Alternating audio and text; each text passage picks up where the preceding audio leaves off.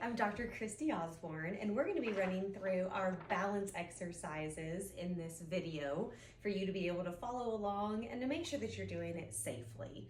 So the first one on here is going to be our brushing your teeth exercises. So what this does, it helps with our proprioception. So we're going to be doing different things with our feet and then also with our hands. So it helps to make those connections in the brain so that our body will naturally do that stuff that then helps with our balance. So what you're going to do is you want to make sure that you stand by a countertop, a table. I'm going to use this chair to show where you can have assistance with these until you're able to do them without assistance, but you always want to make sure you've got something by you to prevent falls. So what we're going to do with this one, this is our brushing our teeth exercise. So what we're going to do is we're going to hold on to something with our right hand just to make sure we're stable. Sometimes you can hover it there if you need to. We're going to lift our right leg up, so hold that right leg off the ground. We're going to use our left hand to pretend that we're brushing our teeth. And so you'll find that some of these are easier or harder compared to the other, where on this left side we may not be as stable. And then when we switch, and you always again make sure you've got something to hold on to if you need to, left hand here, left leg up, right hand, and we're going to pretend that we're brushing our teeth. But this allows that there may be times if you do need to put the foot down or hold on to something that you've got that in front of you. But what you want to be able to do is get to the point where we're holding our right leg up and we're able to brush with both hands. And that is going to help our balance when we're stepping off of curbs or going upstairs or carrying something in and maybe we can't see the ground, because it helps that proprioception, the connection from our brain back to our body, back to our brain, brain back to the body. Our next two that we're going to do is going to be around the clock and then also just the marching exercise. Again, make sure you've got something to hold on to if you need to.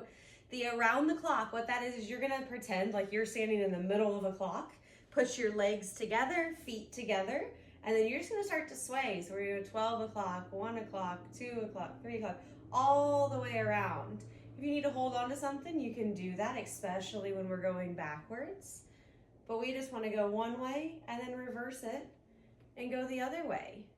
So we don't get these pressure on our feet like this, right? So we don't always stand on the outside or the inside, especially getting us unstable, putting our legs together. And so when we can create that instability, we've got to recruit more of those proprioceptors, more of those little nerves that are in those joints for those joints to know how they need to work together. So in a time where we may be falling or again an emergency situation, the brain knows what to do really quickly to be able to catch ourselves in that moment. The other thing that we want to do is our marching exercise. And you're going to do this for 1 to 2 minutes. And what you do, again, hold on to something if you need to, hover, or if you get to the point where you're stable, then you can try and do it without, but I always recommend to make sure you've got something to hold on to if you need to.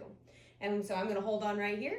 We're just going to raise the leg up, and then we're going to put it down, and we're going to raise the other leg up. And so you want to get to the point where you're able to do this and have that balance without needing to have something to rely on to do that. Our next two that we're going to do is going to be our living room walk and our sit to stand. So what you do with this one, it's just like it sounds. What we're going to do is walk around, but while you're walking around, you're going to be turning your head to the right, back to center, to the left, back to center. So we're just going to walk and be able to turn. I'm going to walk backwards, but you just walk around, turning that head. If you need to have a cane or have something by you, then you can do that where you walk forward and then we walk backwards. But we're turning our head left and right. Again, we're getting that brain activated in different positions so that we can, in a moment of need, be able to recruit that for that balance. The other one is you want to make sure our sit to stand is we need to have a chair with no arms on it. So I'm just going to use this. And what you want to be able to do is sit down and then be able to stand back up without pushing ourselves off and to be able to balance through that. What we want to avoid doing is trying to throw ourselves forward, but instead keep that balance through here, push the ground away from you with your heels and push that straight up. And that is something that will help with your balance. Now we're going to start doing our heel to toe walk, as well as what I call the penguin. It's a balancing exercise. I don't know the actual name of it, but I call it the penguin. So our heel to toe walk, what that is you want to, just like it sounds, We're gonna do heel to toe and walk just like this. You can have something here beside you if you need to, hold on to it, but we wanna do that. If we can do it both forward and backwards, that's a good test, or more of an advanced level if we can get to that one. The other one is the penguin walk. And so what that is we stand, have a chair in front of you, but stand with your legs about shoulder width apart, like this. And then what you're gonna do is lift one leg off the side. And you wanna get to the point where we put our arms down by our side, and we're just shifting that body weight from one side to the other, kind of letting that momentum bring us back over, stop ourselves, and then transfer that weight back to the other leg. And the last, but certainly not the least of these, because I like this one because you can do it really anywhere you're at. Again, know your limits, know where you're at with this, if you need something to hold on to or if you don't. But if you see me around ever, you'll see me standing on one leg a lot. The reason for that is it is a balance exercise. And so just a single leg stand is something that you can do to help work on that balance, where you're just raising your leg up. You don't have to pull it all the way up. We're not trying to stretch the quads here, but just bring that leg off the ground and just balance on the other leg. When I broke my leg a few years ago, this was something that I could do really well on my right side, but my left side, I was not able to do that for a long time.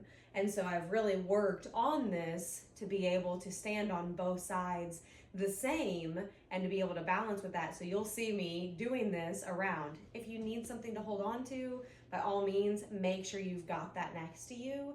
But this is something that you can do frequently to just work on that balance and work on that proprioception and that brain health.